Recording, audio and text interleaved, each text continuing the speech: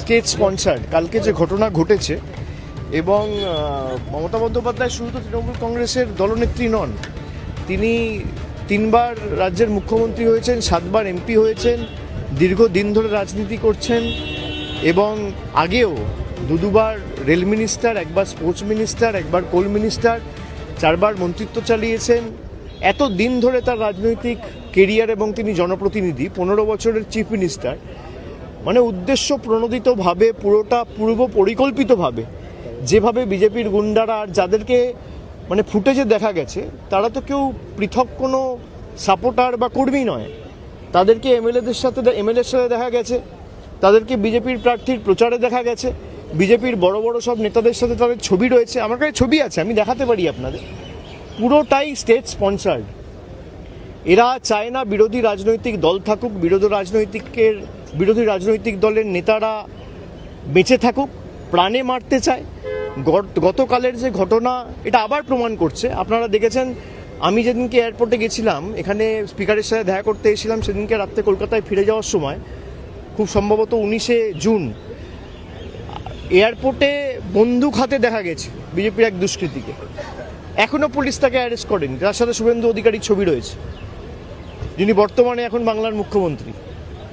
যিনি বন্দুক হাতে এয়ারপোর্ট গেছিলেন, তাকে পুলিশ এখনো পর্যন্ত গ্রেফতার করেনি। তার কারণ, তাকে মদত দিয়েছে বাংলার মুখ্যমন্ত্রী শুভেন্দু অধিকারী। গতকালের যে ঘটনা ঘটেছে পুরোপুরি স্টেট স্পন্সার্ড, এবং রাজ্য সরকারের সম্পূর্ণ মদত এই ঘটনার পিছনে না থাকলে কারো সাহস হয় না। যে ফুটেজগুলো গাড়ি থেকে রেকর্ড করা হয়েছে, পিছনে যেভাবে মানে এলো পাথারি, ইট, পাটকেল, কাদা এসব ছোড়া হয়েছে, এরা চায় না কোনো রাজনৈতিক দল কোনো কর্মসূচি করুক। আমাদের কোনো মিটিংয়ের পারমিশন দিচ্ছে না। কেন এত ভীত সন্ত্রস্ত কেন তৃণমূলকে নিয়ে? এত ভয় কিসের? দল ভাঙানির খেলা করেছেন, তৃণমূল কংগ্রেসের এমপিদের ভাঙিয়েছেন, এমএলএদের ভাঙিয়েছেন। আর এখন যারা বিরোধী দলের তকমা পেয়েছে, তারা তো আমি দেখলাম না গত 2 মাসেও তকমা পাওয়ার পরেও বিজেপির কোনো রাজনৈতিক নেতার বিরুদ্ধে কোনো আক্রমণ, কোনো একটা সাংবাদিক বৈঠক করে আক্রমণ করে দুটো ন্যায্য প্রশ্ন বা দাবি, মানুষের দাবি নিয়ে সরব হতে। তারা আক্রমণ করছে তৃণমূল কংগ্রেসকে, তারা আক্রমণ করছে মমতা বন্দ্যোপাধ্যায়কে, তারা আক্রমণ করছে আমাকে, তারা আক্রমণ করছে এখনো যারা তৃণমূল কংগ্রেসকে ভালো করে ভালোবেসে দলটা করছে তাদের।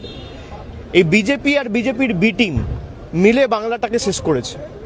আমার বিশ্বাস যে বাংলার মানুষ 3 মাসে এরা যা দেখিয়েছে, বাংলার মানুষ এদের ক্ষমা করবে না। অন্নপূর্ণার ভাণ্ডার নিয়ে প্রতিশ্রুতি দেওয়া সরকার ক্ষমতায় আসার পর অন্নপূর্ণা ভাণ্ডারের পর বুলডোজার চালিয়েছে। চারিদিকে ভয়, সন্ত্রাস, ভেঙে দাও, গুড়িয়ে দাও, জ্বালিয়ে দাও, কাটিয়ে দাও, গুড়িয়ে দাও, এই রাজনীতি, ভয়ের রাজনীতি। তারা বলেছিল ভয় আউট, ভরসা ইন। আজকে বাংলার মানুষ দেখছে 3 মাসের যে সরকার, ভরসা আউট, ভয় ইন। মানুষকে দেওয়া যত প্রতিশ্রুতি সব বন্ধ, সব একটাও পূরণ করেনি। কোনো প্রতিশ্রুতি এখনো পর্যন্ত পূরণ হয়নি। বলেছিল যুবশক্তি টাকা দেবো 1500 টাকা করে, 3000 টাকা করে, দিতে পারেননি। আমাদের সরকার দিয়েছিল বলার সঙ্গে সঙ্গে 1 মাসের মধ্যে। গত 5 বছরে আপনি একটা মহিলা দেখাতে পারবেন না বাংলায় যে বলতে পারবে যে লক্ষ্মীর ভাণ্ডারের যোগ্য প্রাপক হয়ে তিনি টাকা পাননি।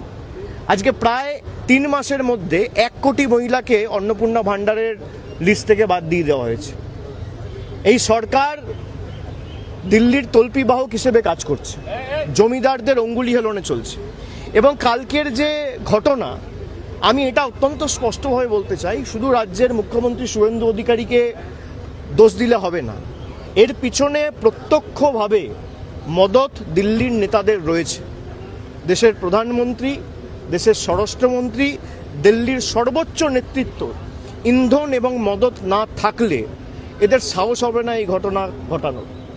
পুরোপুরি মদত দিয়েছে দেশের প্রধানমন্ত্রী, স্বরাষ্ট্রমন্ত্রী এবং বাংলার মুখ্যমন্ত্রী শুভেন্দু অধিকারী। এটা এক্সিকিউট করেছে। তিনি তো কৃতদাস, তাকে যা বলছে তিনি তাই করছেন।